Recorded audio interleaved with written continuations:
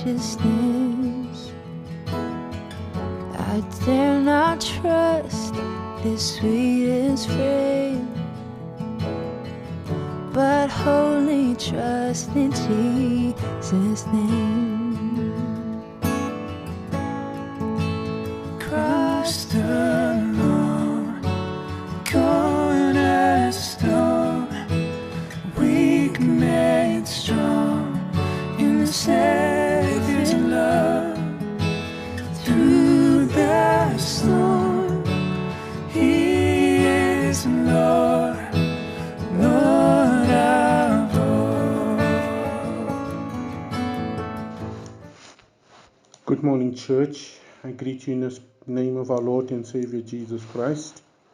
My name is Ajis Harmon, and I bring the devotions again for you this morning. And it's an honor to bring it on the Saturday before Palm Sunday. The verse that has been allocated is Psalm 118, verse 26. But I would like to read the whole psalm so that we can actually be encouraged by what the psalm is saying. The psalm total theme is the confidence in God's eternal love and God's love that is unchanging in the midst of changing situations. And this gives us great security. The author of the psalm is anonymous, or what they would say it's unknown.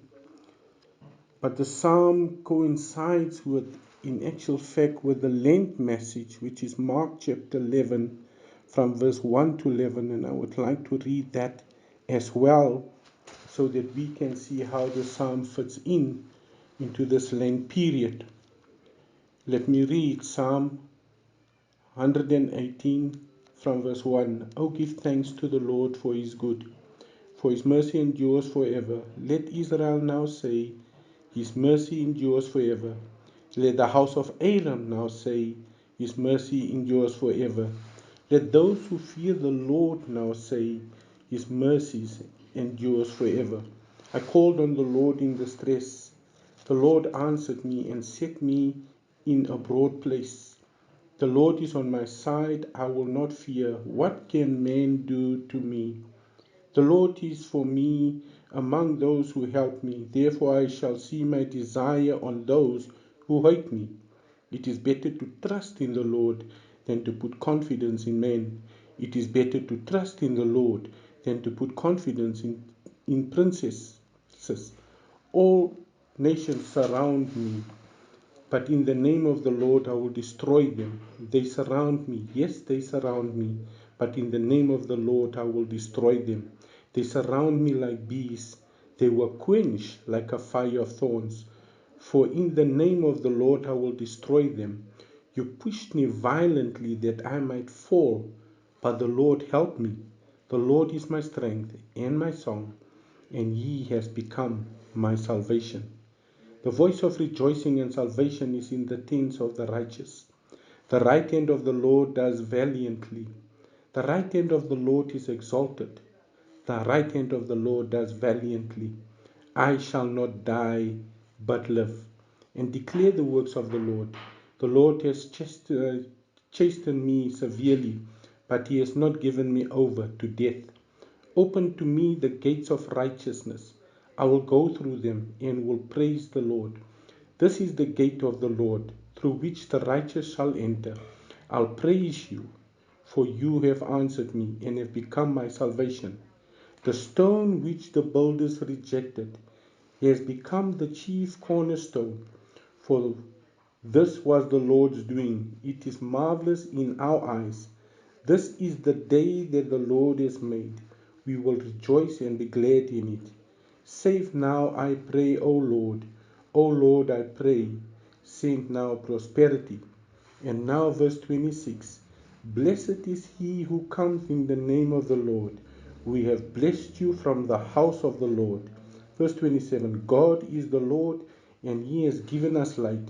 Bind the sacrifice with the cords or to the thorns of the altar. You are my God, I will praise you. You are my God, I will exalt you. Oh, give thanks to the Lord, for He is good, for his mercies endures forever. Blessed be the reading of God's word. Now allow me just to briefly read Matthew chapter 11 verse 1, and you will see how all of this fits in. Now when they drew near Jerusalem to Bethphage and in Bethany at the Mount of Olives, he sent out 2 disciples and said to them, Go into the village opposite you, and as soon as you have entered it, you will find a colt tied on which no one has sat. Loose it and bring it. And if anyone says to you, Why are you doing this? Say then, The Lord has need of it, and immediately he will send it here. So they went their way and found the colt tied by the door outside of the street. They loosened it. But some of those who stood there said to them, What are you doing, loosening the colt? And they spoke to them just as Jesus had commanded. So they let them go. Then they brought the colt to Jesus and threw their clothes on it, and he sat on it. And many spread their clothes on the road, and others cut down leafy branches from the trees and spread them on the road. Then those who went before and those who followed cried out. And here is Psalm chapter 118, verse 25 and 26 says, Hosanna, blessed is he who comes in the name of the Lord. Blessed is the kingdom of our father David that comes in the name of the Lord. Hosanna in the highest. And then Jesus went into Jerusalem and into the temple. So when he had looked around at all things, as the hour was already late, he went out to Bethany with the 12. So I hope that that gives perspective into the reading of Psalm 118. As Jesus traveled through the lands preaching and healing, the some became followers. Many believed and became his disciples. Some of these left their families and professions to follow him. Some left riches and property to follow him. In comparison to the whole world population, however, the numbers were relatively few. Most of those in and around ancient Palestine rejected Jesus. He was rejected by his hometown of Nazareth. He was rejected by the surrounding villages. He was rejected by many of his initial followers. He was rejected by the scribes and by the Pharisees and others. What is amazing as we look at the scripture and these that we have just read is that this rejection was foretold in the Old Testament. This rejection of Jesus is as much part of the gospel as in the acceptance of Jesus himself. In other words, the gospel is the one message that has forever separated people.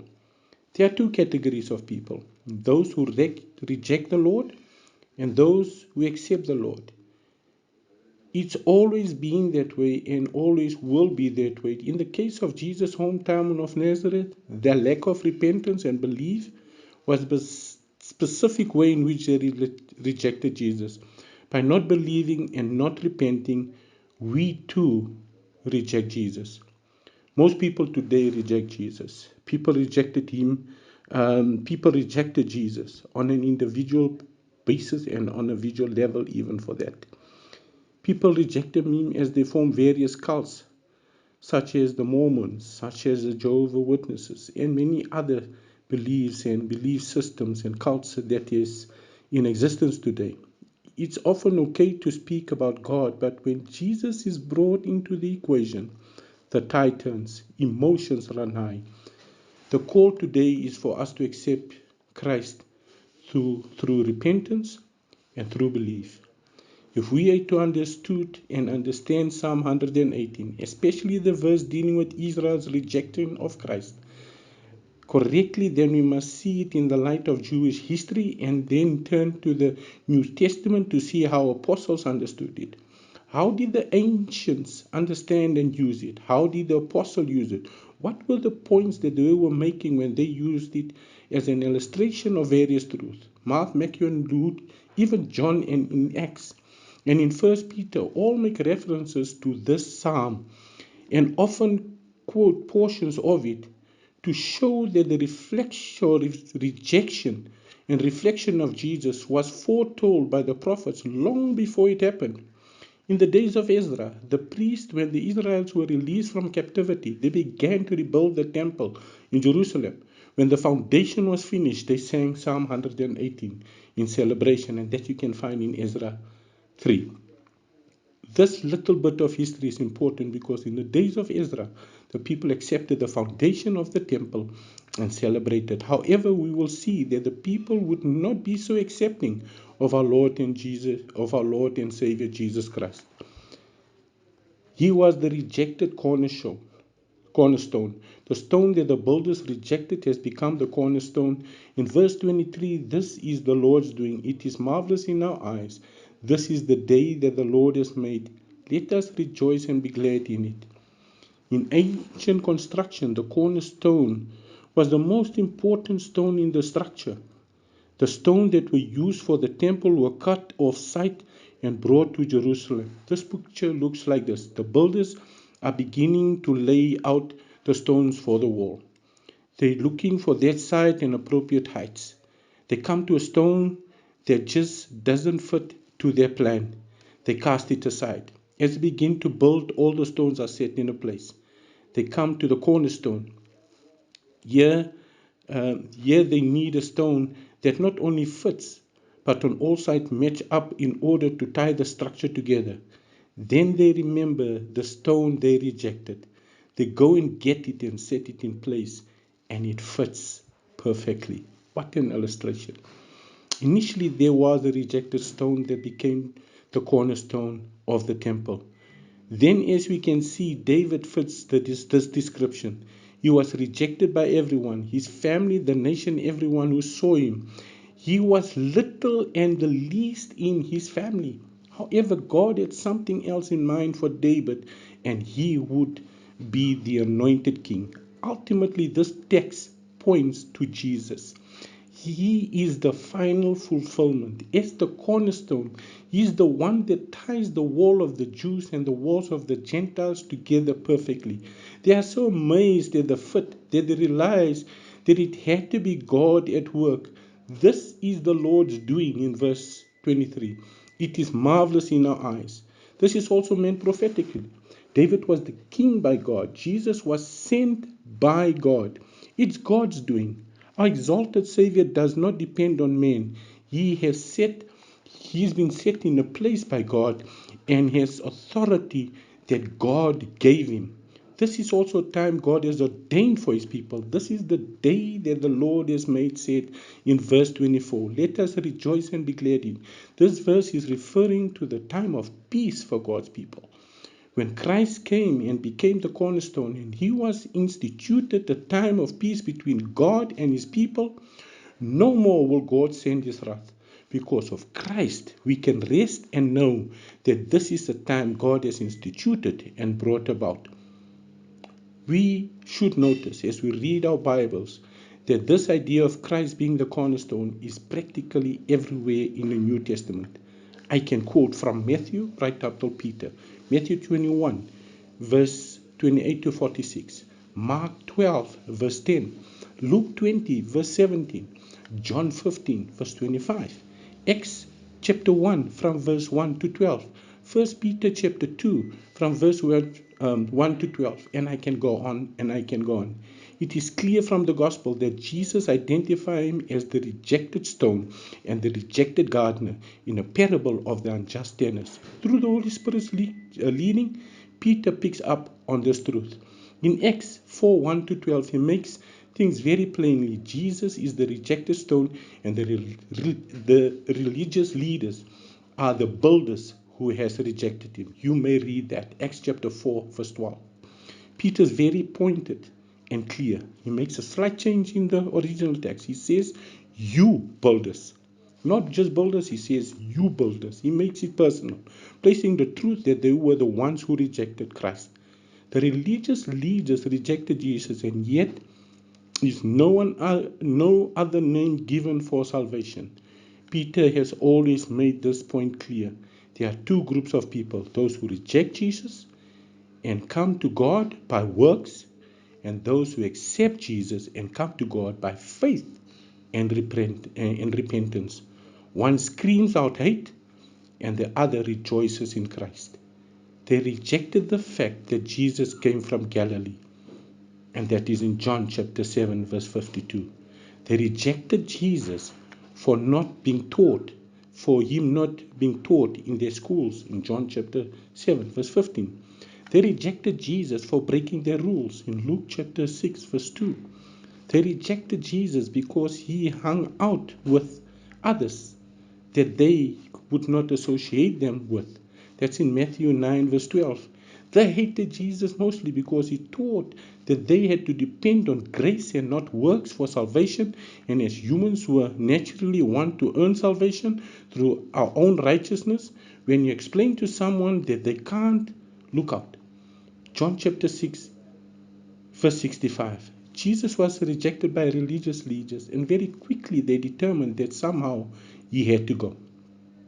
The last reason is the main reason people reject Jesus today.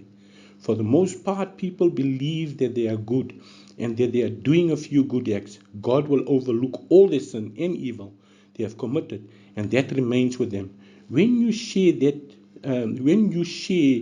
Jesus teaches everyone is a sinner and he is our only hope for salvation, people to begin to get super defensive and they reject him.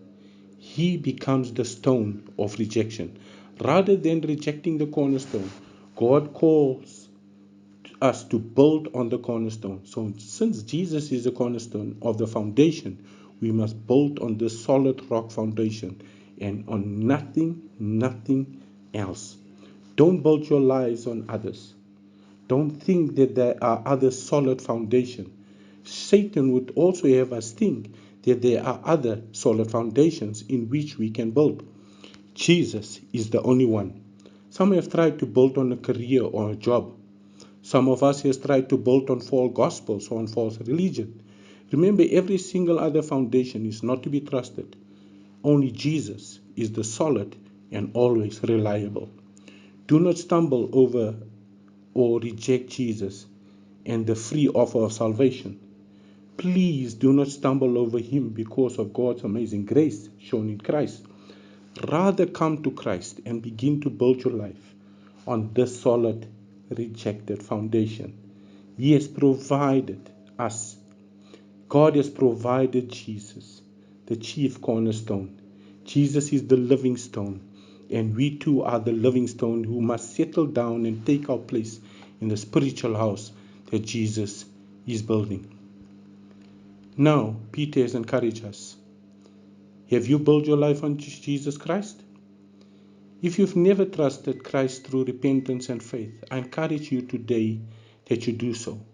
Perhaps you're a Christian, but your life seems to be spinning out of control. There's too many distractions, and it seems that you have one foot on the solid foundation, but the other foot seems to always find sinking sand. Ask God to help you place both feet on solid foundation, and then begin to build a life right there. You cannot build on Christ until you are fully committed to him and not other things. We need God's grace in order to overcome the other things of our heart often that we run to.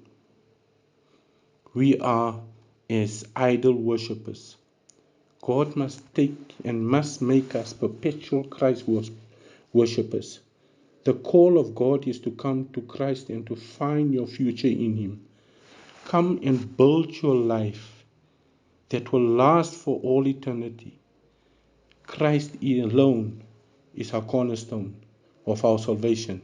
And then you can boldly proclaim our verse for today, verse 26. Blessed is the one who comes in the name of our Lord.